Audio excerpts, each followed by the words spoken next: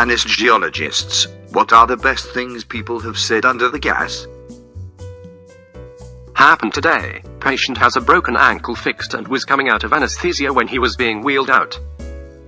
The anesthesiologist accidentally hit the door frame on the way out. Patient: Did you just do surgery on my leg?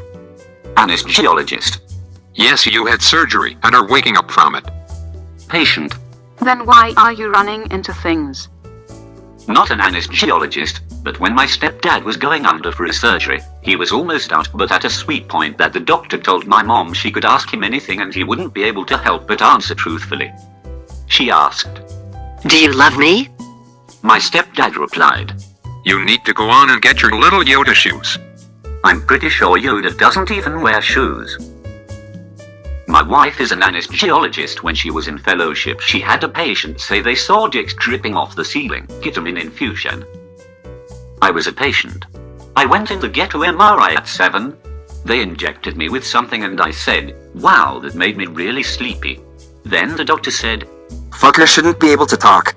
I still hadn't told anyone. I remember that. I'm pretty sure my mother was in the room, but I don't know. Two of my fave, both patients coming out of anesthesia. Am I in hell? I responded, no you're not, you're just in recovery.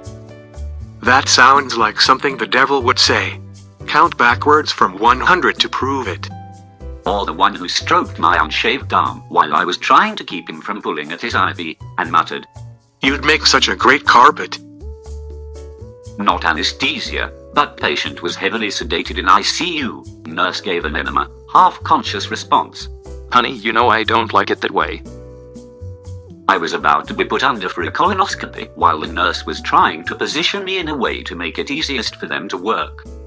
I had my knees to my chest and was passing out from the gas when I asked the nurse to paint me like one of her French girls, then passed out. Still makes me cringe. My brother, when he came out of surgery after being on heavy sedation, wanted to draw a picture because Yo Gubba Gubba was on and they were drawing pictures. I gave him a pen and paper, and after 5 minutes I asked, what did you draw? He smiles and holds up a picture with a bottle of mustard. He was 17 at the time. I broke my hand tumbling once and had to get surgery. He goes to put the mask on my face and says, This is oxygen. I cough as the mask goes on. He pulls the mask away and I said, I trusted you. You lying fuck. That's the last thing I remember. I am an anesthesiologist, so I hear pretty funny things daily, but one sticks out. After a routine surgery, we are wheeling the patient out of the room and the stretcher gets caught on a wire, a common occurrence. Well, I look under and ask the nurse, what are we on? And the patient replies super loudly, I don't know, but it's fucking awesome. Made me chuckle. In high school I had a reconstructive surgery on my knee as I tore my ACL and meniscus in a sports injury. After the surgery I woke up in post-op, which was a fairly large room with probably 6 to 7 other patients in beds waiting to become conscious again. I was lying there all groggy and confused when 2 nurses walked over pushing one of those carts with a computer on it. They stood over me and were typing into the computer when one nurse said to the other in a sort of frantic whisper, We've got to plug this thing in or this one is going to die.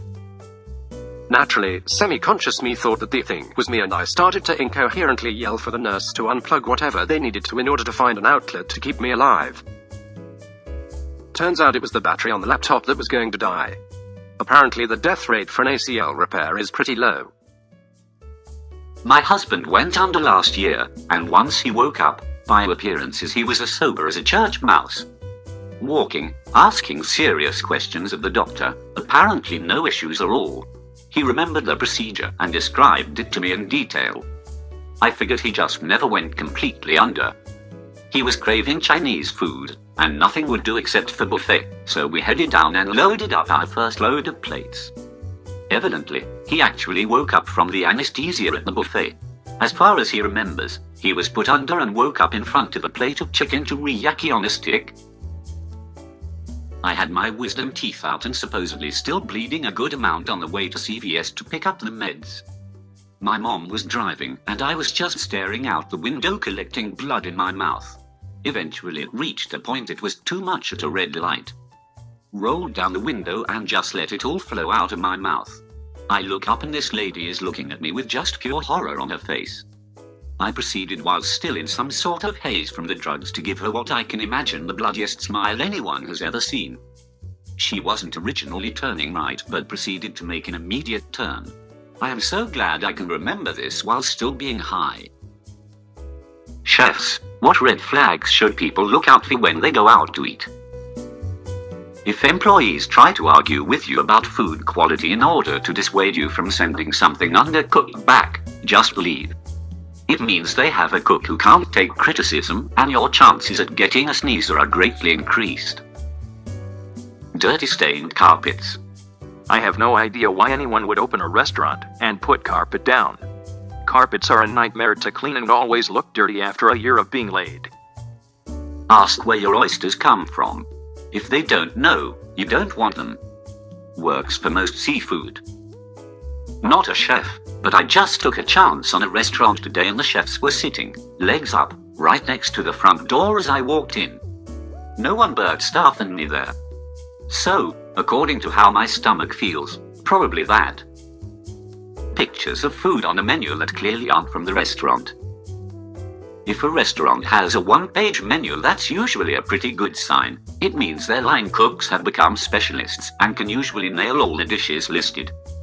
Conversely, if a restaurant has a giant, multi-page menu, that's a gigantic red flag. The longer the menu, the better the odds that you're paying to eat a boiled-back frozen meal.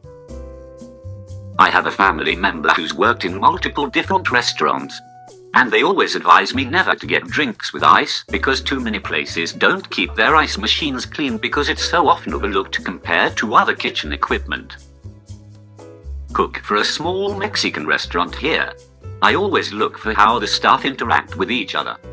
If they all seem to enjoy being there and coordinate well, more often than not it's because everything is running smoothly and they have a good system, which usually means they know what they're doing and you can expect good food. That's how it always is for the smaller, family-run restaurants I frequent anyway, which I believe always have the best food. Not a chef front to the house. Where my boss, the owner, used to host and people would complain to her about the hour wait on Saturday night at 7 p.m. and then threaten to leave, she would tell them. If the restaurant you choose does not have a wait on a Saturday night, you may not want to eat there. And then turn her biggest shit-eating grin on them. Can I add you to the list? We have a sushi place where the chef gives you free samples of future dishes. This usually means they take pride in their work and want to see people's reactions before committing it to the menu. I've worked in restaurants for over a decade, a couple years in the kitchen and the rest was FOH. If your server's response to "how is that item" seems disingenuous, that's a big red flag. We know what goes on in the kitchen, we know the complaints, and we know which items to stress over when we deliver them. Servers who pause or seem uncomfortable with that question generally equates to a menu full of stuff we wouldn't eat even as a free shift meal. A good sign is when servers hang out and eat at the restaurant post-shift. Generally we are getting a discount, but not free food if we are spending our nightly tips on it. It's worth it. This is late, but I clean kitchen exhaust systems. If you walk in a restaurant and can smell grease, walk out. That means the place isn't clean. From the exhaust system to cooking equipment. We clean some places where grease drips off the hoods onto cooking surfaces. Waitress here. If you see any food coming out that's messy and there's sauce all over the rim of the plate, etc., it's likely to mean that the chefs aren't putting much effort into their meals and they therefore will not be very good.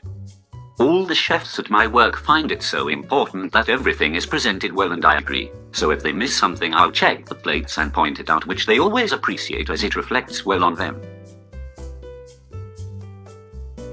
Thank you for watching. Please press the like button and subscribe for more totally awesome comments read by yours truly. Bye.